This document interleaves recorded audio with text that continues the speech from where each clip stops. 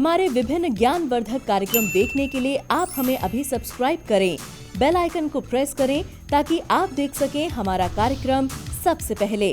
और अधिक जानकारी के लिए फेसबुक पेज को लाइक करना न भूलें। जय माँ इंद्राक्षी। इंद्राक्षी धाम में दर्शकों आप सभी का हार्दिक स्वागत करते हैं। आज के दिन जिन जातकों का जन्म दिवस है, मैरिज एनिवर्सरी है, उन सभी को हमारी तरफ से बहुत बहुत शुभकामनाएं। आज का पंचांग 13 अक्टूबर सन 2020 दिन मंगलवार, कृष्ण पक्ष, संवत 2077। तिथि आज एकादशी है। एकादशी का व्रत है। नक्षत्र मघा, राहु काल 3 से 4:30, दिशा शूल उत्तर दिशा। आज दर्शकों कमला एकादशी है, क्योंकि इस बार असोज के महीने में बढ़ोतरी होने से 2 एकादशियाँ की जगह हमें 4 एकादशियों का पुण्य प्राप्त होगा। अब देखो, यूँ तो हमने कमला एकादशी का पिछली बार भी बताया था, लेकिन आज कुछ और हम आपको उपाय बताते हैं कमला एकादशी के उपलक्ष्य में। कमला 10 महाविद्याओं में से कमला माँ लक्ष्मी का ही नाम है। आज के दिन की गई पूजा, आज के दिन रखा गया उपवास और आज के दिन किया गया दान और पुण्य माँ लक्ष्मी से आशीर्वाद दिलाता है। आपको किसी भी समय लगे, संध्या के समय लगे, मध्याह्न में लगे, रात्रि काल में लगे, उस वक़्त आप श्री सूक्त का पाठ करिएगा। आसपास कोई निकटतम मंदिर हो, मंदिर खुला हो, 5 सुगंधित अगरबत्ती या 5 सुगंधित छोटी छोटी धूप बत्तियाँ बना करके ले जाएं और 5 गुलाब के पुष्प ले जाएं, भगवती लक्ष्मी कमला को चढ़ाएं और उनके श्री चरणों में बैठ करके श्री सूक्त का पाठ करें। एक ही बार कर लें। कहीं न कहीं भगवती लक्ष्मी की प्रसन्नता आपके पूर्ण परिवार के ऊपर अवश्य आएगी। दूसरी बात, आज का समय बड़ा विषाक्त समय है। नाना प्रकार की बीमारियां, नाना प्रकार के उन्मादी भाव सबके मन में है। किसी न किसी रूप में हर व्यक्ति अशांत, हर व्यक्ति परेशान दिखाई देता। हम अपने ऋषियों के बताए हुए मार्ग पर यदि चलते हैं, उनका अनुसरण करते हैं, हमारे जीवन में दिव्यता आएगी। सभी व्यक्तियों के घर में बुजुर्ग हैं, किसी के नहीं हैं तो थे।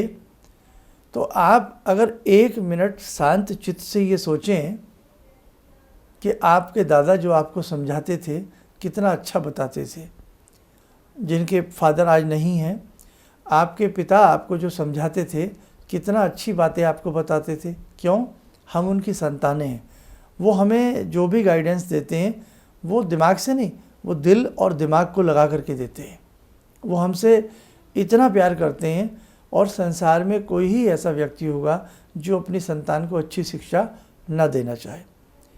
हमारे माता पिता, दादा परदादा, नाना नानी, काका काकी, बुआ मौसी, जो भी हमसे बड़े हैं, वो सदैव हमें अच्छी शिक्षा देने का प्रयास करते हैं। वो सदैव हमें अच्छा समझाने का प्रयास करते हैं। उनके जीवन के जो विशेष एक्सपीरियंस हैं वो हमें विरासत के रूप में फ्री में मिल जाते हैं। तो जब हमारे परिवार के सदस्य हमें इतनी अच्छी शिक्षाएं देते हैं तो सोचो, गुरु उन सबसे परे है। गुरु हमें कितने दिल से शिक्षा देते हैं। और गुरु के साथ साथ जो हमारे ऋषि मुनि हुए हैं, जिन्होंने पुराणों में, वेदों में, नाना भांति के हमारे सद और धार्मिक ग्रंथों में जो जो वाणियाँ लिखी हैं, जो जो बातें हमें समझाई हैं, वो कितने मन से उन्होंने हमें समझाई होंगी। इसीलिए मेरे साधकों, अवहेलना मत करना। कई बार जब हमारे घर के लोग हमें गलत शिक्षा नहीं दे सकते तो हमारे ऋषि मुनि हमें कैसे गलत शिक्षा दे गए। बहुत लोग आज धर्म को लेकर के वो बातें कर जाते हैं कि साहब ये तो अंधविश्वास है, आप क्यों भूखे मरते हो, एकादशी के व्रत से क्या होगा, द्वादशी के व्रत से क्या होगा, ऐसा दान करने से थोड़ी कुछ होता। बहुत लोग अपने आप में आज बहुत बड़े ऋषि मुनि बने हुए हैं, लेकिन मैं आपसे यही कहूँगा, जैसे मैंने कहा, जब मेरी माँ, मेरे पिता, मेरे दादा, मेरे हमदर्द मुझे अच्छी शिक्षा देते हैं, अच्छी सलाह देते हैं, तो मेरे ऋषि मुझे कैसे गलत सलाह दे सकते हैं। इसलिए ऐसे व्यक्तियों की बातों में ना आएं। अपने धर्म पर चलें। अब एक बहुत बड़ी बात बता रहा हूँ, क्या, जिसका कोई मोल नहीं है। क्या बात? ज़िंदगी में दो बातों का हिसाब सिर्फ आपको करना पड़ता है। आपकी दुकान है, उसका हिसाब किताब पिता, दादा, नौकर, चाकर कोई भी आपको लगा करके दे सकता है, लेकिन आपकी ज़िंदगी के पाप और पुण्य का हिसाब वो आपको ही देना पड़ेगा। तो ऐसे बहकाने वाले तो बहुत लोग मिलते हैं, लेकिन उस वक्त अपने मन को एक करके ये भी सोचा करें कि भाई कोई पाप ना हो जाए, इसका हिसाब मुझे स्वयं देना है, और मुझसे जो अच्छा पुण्य होगा उसका हिसाब भी मुझे अच्छा मिलेगा।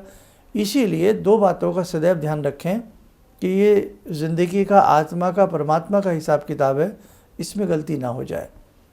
तो जिस प्रकार से हम समय समय पे आपको बताते हैं, आज एकादशी है, आज द्वादशी है, या हमारे ऋषियों ने ये कहा, आप उन चीज़ों को समझा करें और माना करें। और मैं स्वयं आपसे ये इस बात की शपथ लेता हूँ कि मैं जीवन में जो भी कुछ आपसे बोलता हूँ या समझाता हूँ, वो बिल्कुल अनुभव की हुई बात मैं आपसे करता हूँ, या जो हमारे ऋषियों ने हमसे कहा वो बात मैं आपसे करता हूँ। मैंने कदापि अपने मन से मनगढ़ंत बात आपसे कभी ना की है और ना मैं आपसे करूँगा। आगे बढ़ते हैं। एकादशी की बात चल रही है। एकादशी के पुण्य महात्म्य में गौ की सेवा करना, आसपास कहीं गौ हो उसकी सेवा करिए, आपको बहुत मेवा मिलेगी, आपको बहुत अच्छा लाभ मिलेगा। करके देखें आप एकादशी के दिन किसी को वस्त्र दिलाइए, एकादशी के दिन किसी को दवाई दिलाइए, एकादशी के दिन पक्षियों को दाना डालिए। कुछ भी जो आपसे नेक नियति का काम हो सकता है वो एकादशी के दिन करें। आज कमला एकादशी है, भगवती लक्ष्मी को प्रसन्न करने का दिन है। तो आपका किया हुआ कोई भी सद्कार्य, आपका किया हुआ कोई भी शुभ कार्य, वो भगवती लक्ष्मी को प्रसन्न करता है, और जब लक्ष्मी प्रसन्न होती है तो आपके घर में खुशहाली आती है। ध्यान रखें, लक्ष्मी का एक रूप नहीं है, लक्ष्मी के अष्टलक्ष्मी भी कहलाती हैं, और लक्ष्मी के अनेक रूप हैं। लक्ष्मी जब सदग्रस्त के यहाँ बसती है तो वो धन के रूप में भी बसती है, वो तन के रूप में भी बसती है, वो मन के रूप में भी बसती है। क्या समझे? जरूरी नहीं कि पैसे वाले सुखी रहते हों। ये किसने कह दिया कि जिसके पास पैसा है वो सुखी है? वो बीमार भी हो सकता है बहुत ज़्यादा। तो हमें एक लक्ष्मी की आवश्यकता नहीं है, अष्ट लक्ष्मियाँ हमारे घर में वास करें। तो आज भगवती कमला का ये बहुत शानदार पर्व है, इससे लाभ उठाएं, और जितना आपसे किसी की मदद सेवा हो सकती है ज़रूर कीजिएगा। आपके घर में कोई भी दादी, काकी, नानी कोई भी हों, उनकी भी आप सेवा करिएगा। ये दर्शकों, समय हो चला है आज की ध्यानमाला का। आज की ध्यानमाला में जुड़ते हैं भगवती कमला के ही स्वरूप माँ दुर्गा से। ॐ सिन्दूरारुण विग्रहां त्रिनयनां माणिक्यमूले स्फुरात् स्तारानायकशेखरं स्मितमुखी बापेन वक्षोरुवां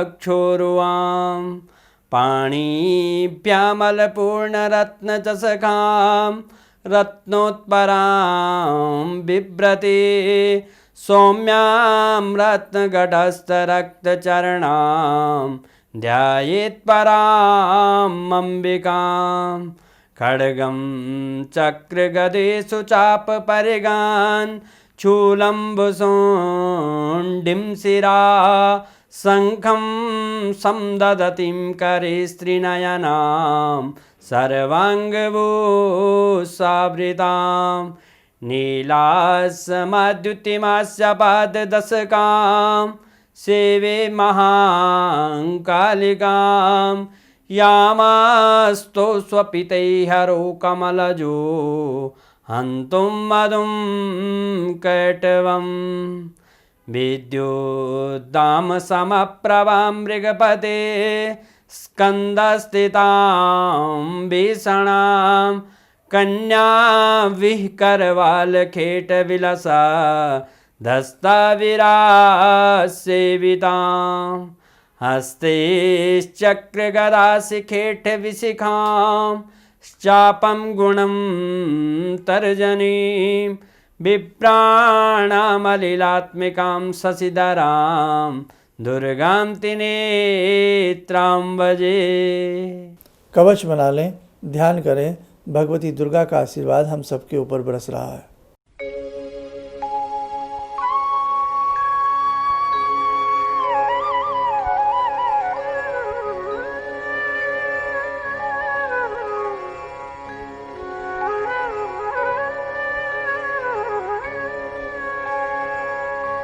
ओम बोलते हुए नेत्र खोलें, सामान्य हो जाएं। देखो दर्शकों, व्यक्तिगत रूप से अभी हम दिल्ली में नहीं मिल पा रहे हैं, अभी केवल टेलीफोनिक अपॉइंटमेंट चल रही हैं। आप कहीं भी रहते हैं, दिल्ली में रहते हैं, आसपास रहते हैं, या आप आउट ऑफ इंडिया रहते हैं, विदेश में रहते हैं, किसी भी तरह की किसी समस्या से आप जूझ रहे हैं, उसके लिए आप परामर्श लेना चाहते हैं, उसके लिए आप हमारे संस्थान में संपर्क करके अपनी कॉल अपॉइंटमेंट, टेलीफोनिक अपॉइंटमेंट ले सकते हैं। नवरात्र का आगमन होने ही वाला है।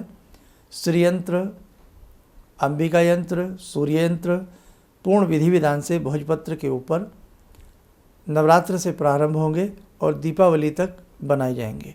इन बिटवीन कोई भी अपने लिए उनको रजिस्टर्ड करा सकता है और अपने घर पर मंगा सकता है। इन्हीं शब्दों के साथ हम अपनी वाणी को विराम देते हैं। जय माँ इंद्राक्षी। मुझे ये अंदर से विश्वास हो रहा था कि जो चीज़ 2-3 मैं ढूंढ रही हूँ, क्योंकि थोड़ी बहुत मैं भी भगवान में आस्था रखती हूँ, तो मैं ये सोची थी कि मुझे वो चीज़ें मिल जाएंगी।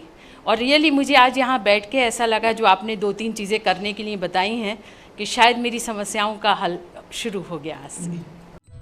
किसी भी समस्या के समाधान के लिए मिले प्रसिद्ध हस्तरेखा एवं वास्तु विशेषज्ञ प्रोफेसर धर्मेंद्र शर्मा जी से। नोट: शिविर में भाग लेने हेतु एवं व्यक्तिगत रूप से मिलने के लिए कॉल करने का समय सुबह 10 बजे से शाम 6 बजे तक। हमारे विभिन्न ज्ञानवर्धक कार्यक्रम देखने के लिए आप हमें अभी सब्सक्राइब करें, बेल आइकन को प्रेस करें ताकि आप देख सकें हमारा कार्यक्रम सबसे पहले। और अधिक जानकारी के लिए फेसबुक पेज को लाइक करना न भूलें।